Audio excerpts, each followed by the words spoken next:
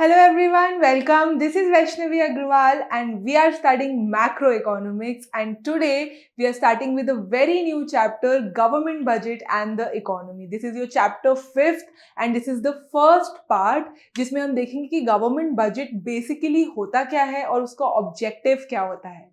So let's get started. Government budget आप as an economic student and as a part of Indian economy आपको definitely पता होना चाहिए कि गवर्नमेंट बजट क्या होता है. गवर्नमेंट बजट का मतलब होता है कि हमारे पूरा जो आगे एक फाइनेंशियल ईयर आने वाला है उसमें गवर्नमेंट ने क्या प्लान किया है, उनका एनुअल फाइनेंशियल स्टेटमेंट क्या है कि वो कहाँ पे एक्सपेंडिचर करेंगे, मतलब कहाँ पैसा लगाएंगे, और कहाँ से रिसिप्ट्स कलेक्ट करेंगे, मतलब कहाँ से पैसा इकोनॉमी में लाएंगे. जब ये दोनों चीजों का जो एनुअल फाइनेंशियल स्टेटमेंट होता है एक साल का, वो उसको हम क्या बोलते हैं? Budget, government budget. हमारे यहाँ पे इंडिया में गवर्नमेंट बजट का जो एनुअल स्टेटस होता है, जो फाइनेंशियल ईयर होता है, वो हम कब से कब तक लेते हैं? 1 अप्रैल से 31 मार्च तक. सो क्या मतलब हुआ? मेरे साथ बोलो. गवर्नमेंट बजट एक एनुअल स्टेटमेंट होता है आपके पूरे एक्सपेंडिचर और रेसिप्ट्स का, जो आप फॉलोइंग ईयर, आने वाले ईयर के लिए जो आप अज्यूम करके रखते हो एज सेंट्रल गवर्नमेंट. और वो आने वाला financial year is from April 1st to March 31st. That is your government budget. Government budget is an annual statement. Annual मतलब yearly statement showing the estimates of receipts कि आप पैसा कहाँ से लाओगे, एंड एक्सपेंडिचर्स आप गवर्नमेंट कहाँ आप अपना पैसा यूज करोगे for the following physical year from 1 April to March 31st. ये होता है गवर्नमेंट बजट.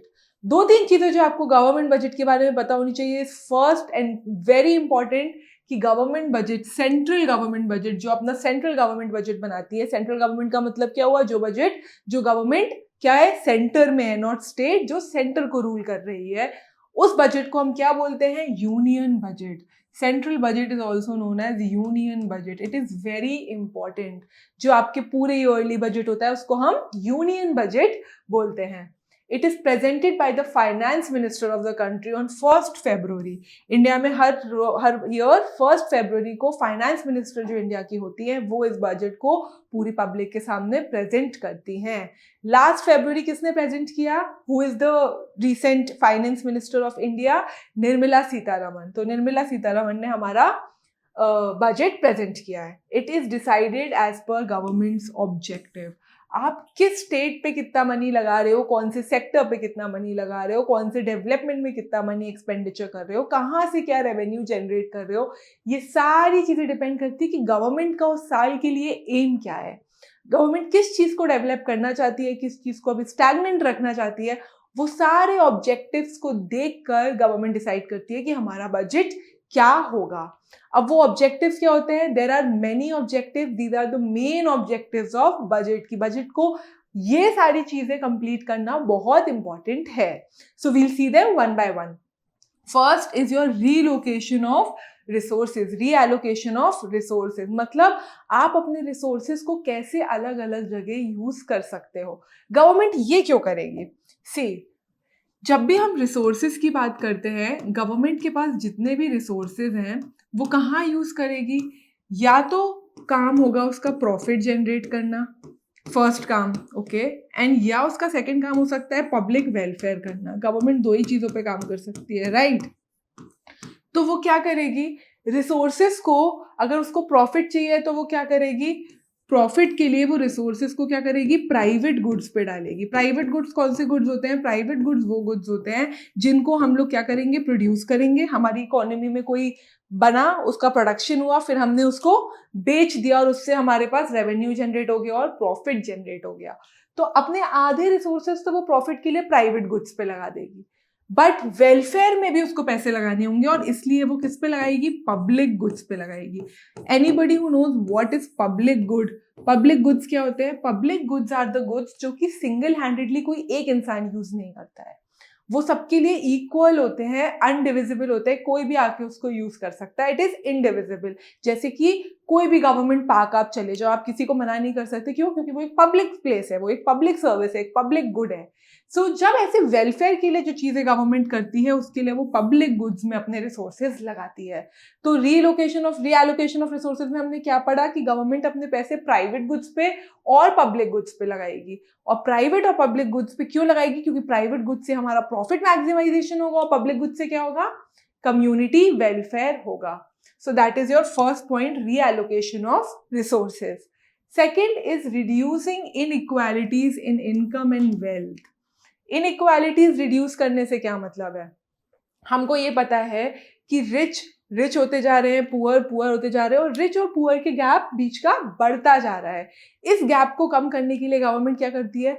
जिन लोगों की इनकम ज्यादा होती है उन पे ज्यादा टैक्स लगाती है, और जिन लोगों की इनकम नहीं होती है, जैसे कि पुअर पीपल की जिनकी इनकम नहीं होती है या फिर वो बीपीएल के आसपास होते हैं, उनका स्टैंडर्ड ऑफ लिविंग इंक्रीज करती है। तो इससे क्या होगा? देखो, सबसे फर्स्ट,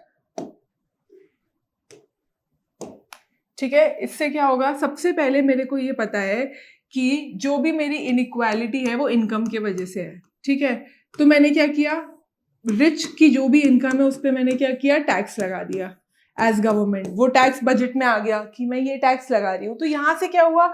यहाँ से जो रिच की इनकम है वो कम हो गई, ठीक है। तो एनीवे जो रिच और पुअर का गैप है वो फाइनेंशियली कम हो गया। बट साथ में इन्होंने क्या किया?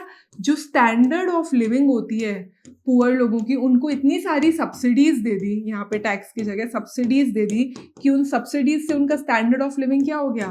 बढ़ गया। अब स्टैंडर्ड ऑफ लिविंग में पुअर रिच के पास आ रहे हैं और रिच के पास से टैक्स जा रहा है, तो रिच और पुअर का फाइनेंशियल डिफरेंस भी क्या हो रहा है?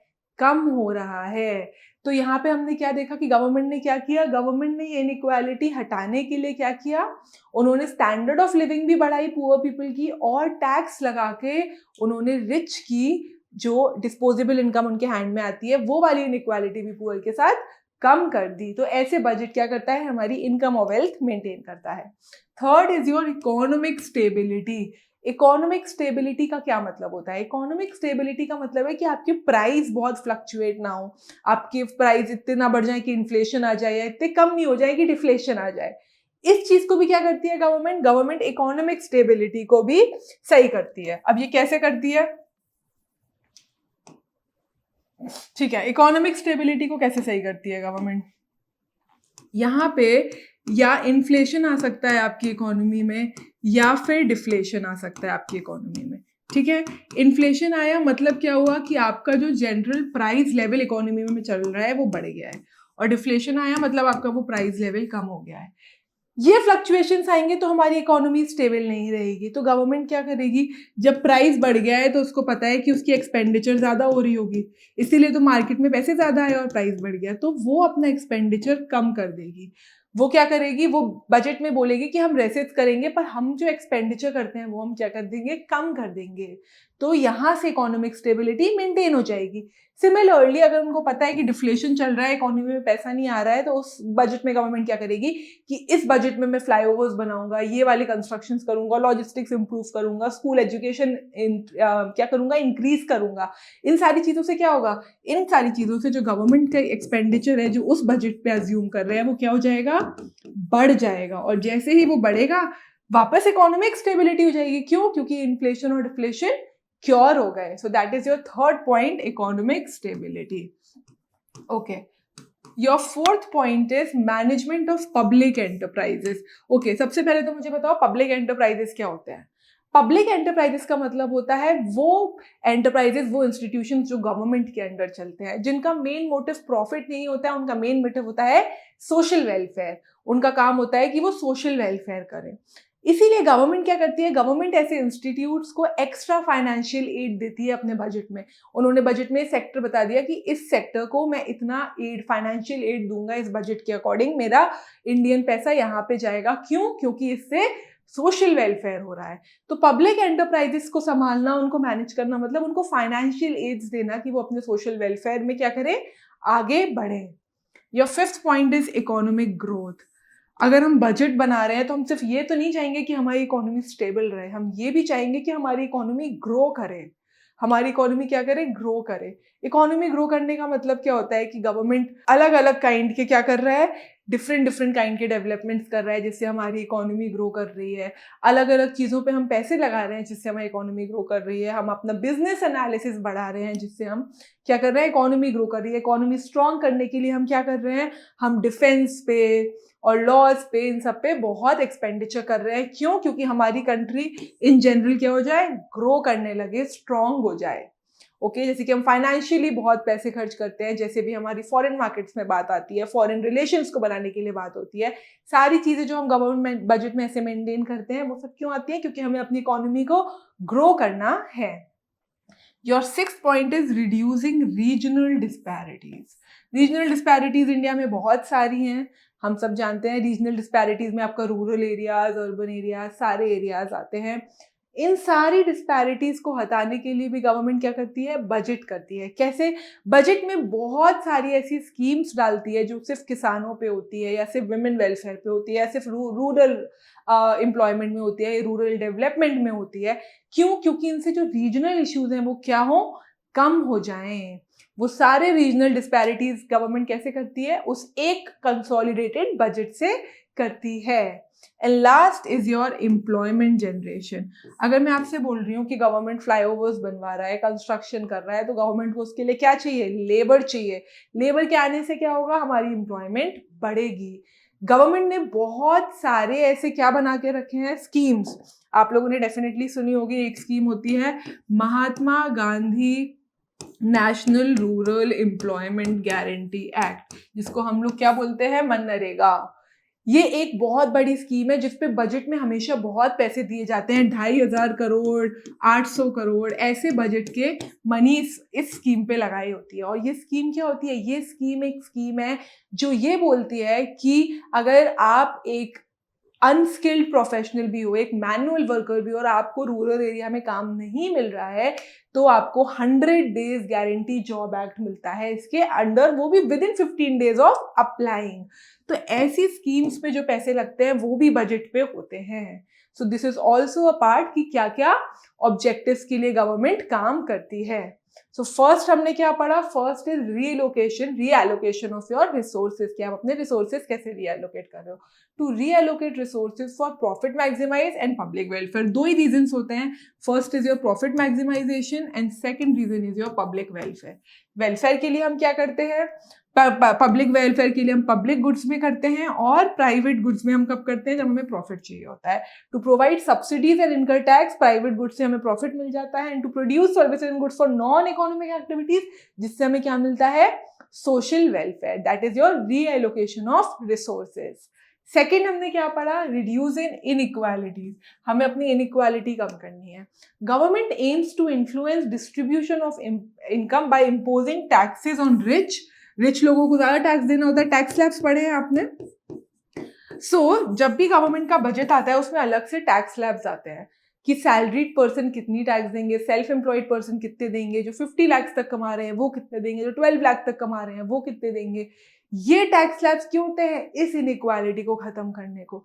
जिसके हाथ में जितना ज्यादा पैसा आता है उनसे गवर्नमेंट उतना ही ज्यादा टैक्स लेती है। ऐसा नहीं करती है कि सब बराबर टैक्स देंगे, चाहे आप 10 लाख कमा रहे हो चाहे 50 लाख कमा रहे हो। ये क्यों होता है, क्योंकि आपको ये इनइक्वालिटी को कम करना होता है। So spending more on the welfare of poor, जिससे में वो क्या करती है, लोगों की वेलफेयर में ज्यादा पैसे लगाती है। It will reduce income of the rich, तो क्योंकि पैसे ज्यादा दे रहे हैं, जिनके पास पैसे ज्यादा आ रहे हैं वो टैक्स ज्यादा दे रहे हैं, इससे क्या होगा, इनकम जो रिच की होगी वो कम हो जाएगी।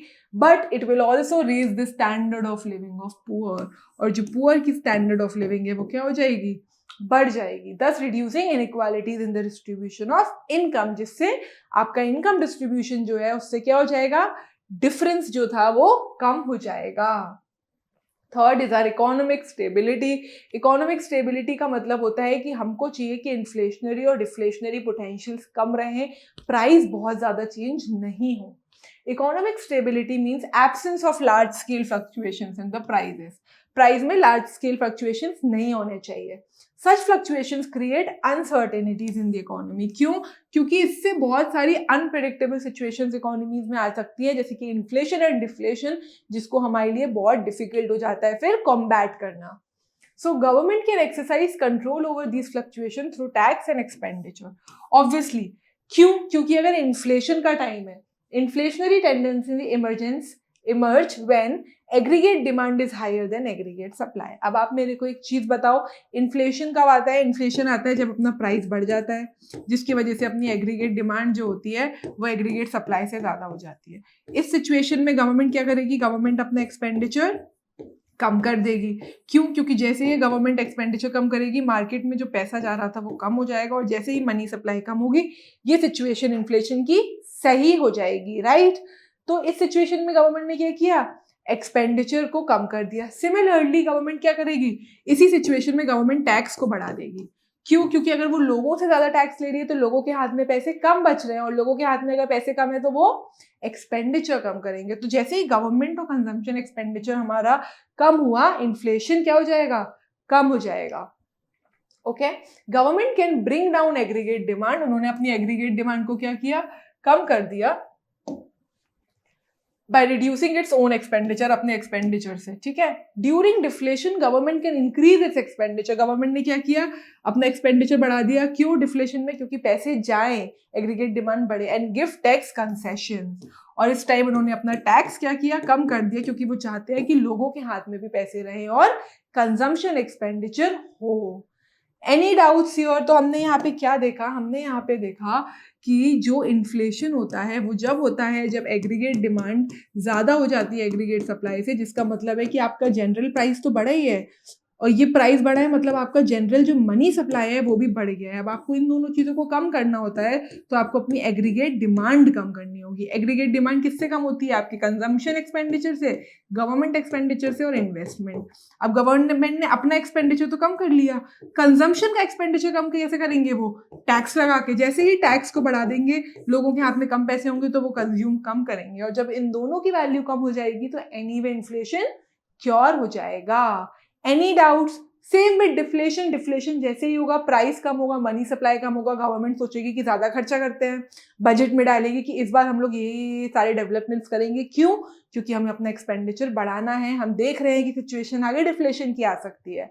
और उसी टाइम वो क्या करेगी? टैक्स स्लैब्स जो देती है वो कम दे देगी, कि चीजों पे टैक्स कम लगे, लोगों के हाथ में पैसा ज्यादा रहे। क्यों? क्योंकि वो कंजम्पशन एक्सपेंडिचर बढ़ाए, और जिससे क्या हो जाए? डिफ्लेशन की सिचुएशन हमारी कंट्री में नहीं आए। Okay, moving forward is the management of public enterprises.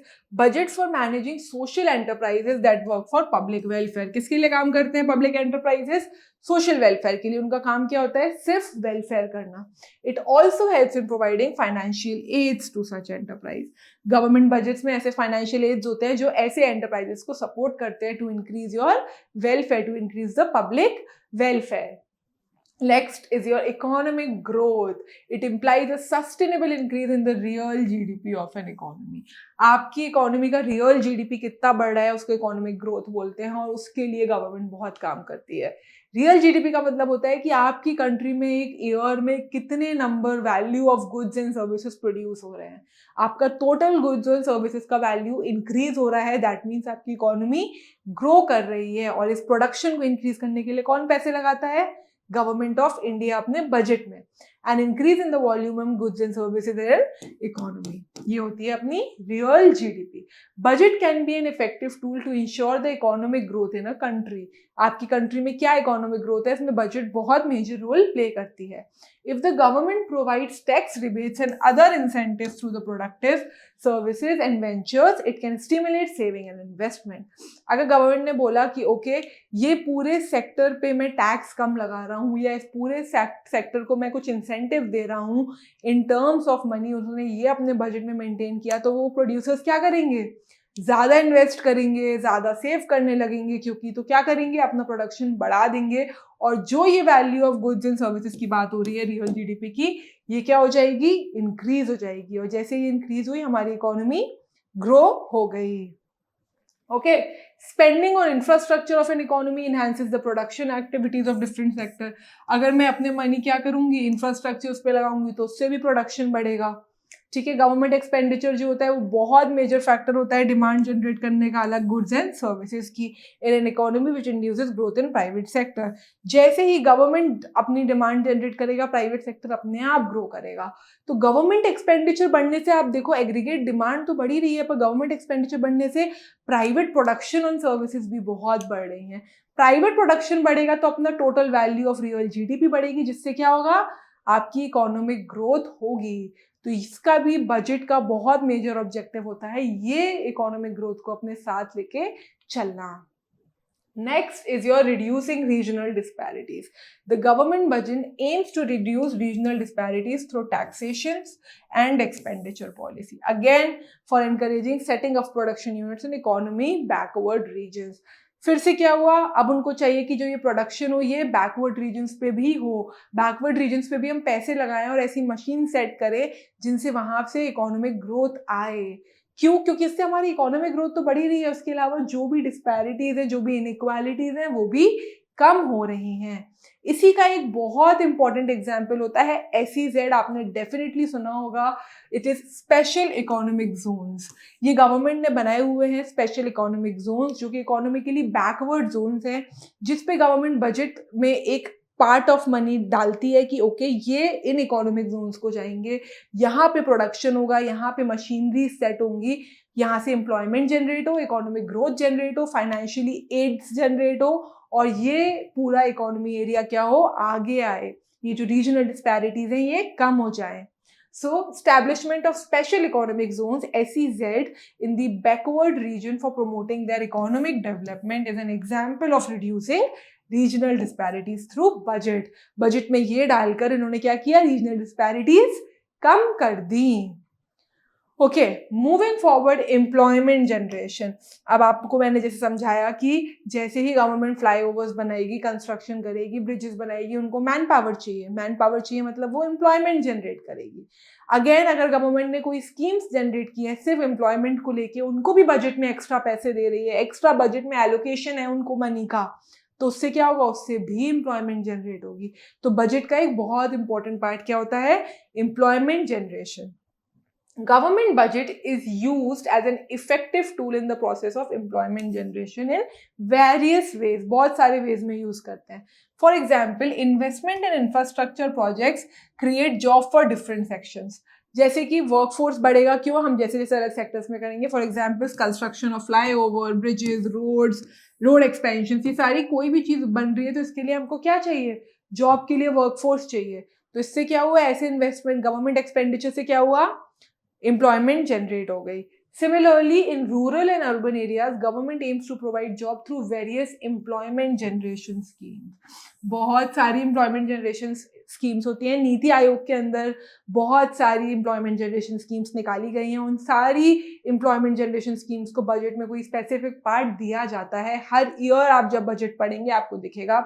एक बहुत इंपॉर्टेंट जो आप किसी भी बजट में देखोगे जिसमें फंड एलोकेशन 100% होगा, is your Mahatma Gandhi National Rural Employment Guarantee Act, जिसको हम मनरेगा बोलते हैं। इसका फुल फॉर्म क्या होता है, Mahatma Gandhi National Rural Employment Guarantee act.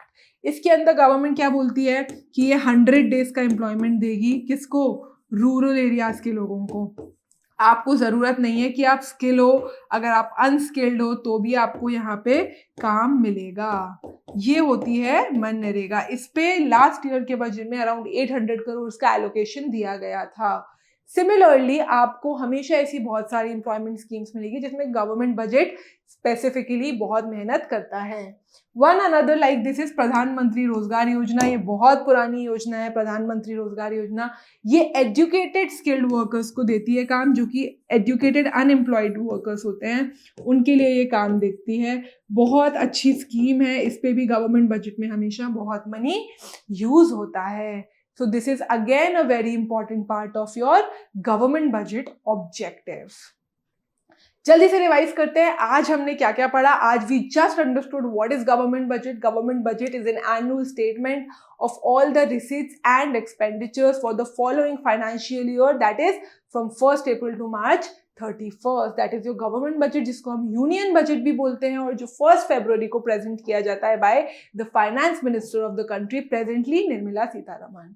जो बजट होता है वो क्यों बनता है? बहुत सारे रीजंस को फुलफिल करने के लिए बनता है, बहुत सारे ऑब्जेक्टिव्स को फुलफिल करने के लिए बनता है, जो कि हमने पढ़े, जिसमें से एक होता है रीएलोकेशन ऑफ रिसोर्सेज, कि आपको प्रॉफिट भी मिले और पब्लिक वेलफेयर भी मिले। उसके अलावा होता है reduction in inequality of income and wealth, की रिच और पुअर के बीच में जो इनइक्वालिटी है वो कम हो जाए।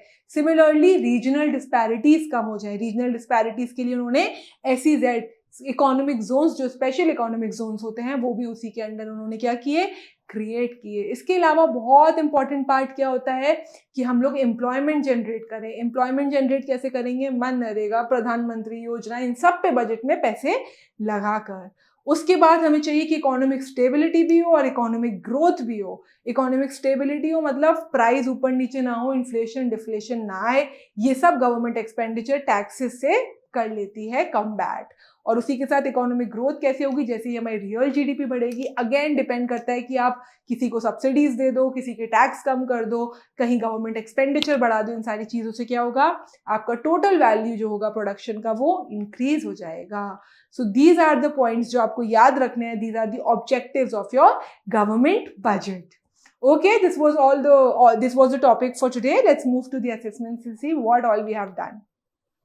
Question number first, which of the following statement is true about government budget? It is an yearly statement of government's expenditure and receipts. True, ये तो सही है. It is a 5-year plan. 5-year plan पे ही गलत हो गया, तो गलत है. It is a monthly statement. Monthly होता है क्या? No. Annual statement, yearly statement, तो false. It is a quarterly, 4 months. No. So your answer would be it is an yearly statement. इस जगह annual statement भी आए तो भी यही होगा. So what is it? It is an yearly statement of government's expenditures and receipts. Question number second, which of the following are objective of government budget? Government budget का क्या ऑब्जेक्टिव होता है? To redistribute income. Yes, income को redistribute करती है, standard of living बढ़ाती है poor को, और रिच पीपल को टैक्सेस की वजह से उनकी डिस्पोजेबल इनकम कम करती है. To stabilise the economy, economic stability चाहिए हमको, डेफिनेटली चाहिए. हमें चाहिए कि इन्फ्लेशन डिफ्लेशन ना आए. To allocate resources efficiently, yes, profit और वेलफेयर दोनों में हमें लगाने हैं. So all 3 are right. So your answer would be D, all of the above. Question number third, other name of central government budget. यहां मैंने बार बार सेंट्रल गवर्नमेंट क्यों बोला है? स्टेट गवर्नमेंट के बजट को कभी भी हम यूनियन बजट नहीं बोलते हैं. Union budget is the budget जो कौन सा बजट होता है? सेंट्रल गवर्नमेंट का बजट होता है. आपकी सेंटर पे जो गवर्नमेंट बैठी हुई है उसका बजट होता है. इसको हम क्या बोलते हैं? Union budget. स्टेट बजट नहीं, रेवेन्यू नहीं, कैपिटल नहीं. Your answer would be C, union budget. Okay, this is all for today. I hope you understood it. Thank you so much.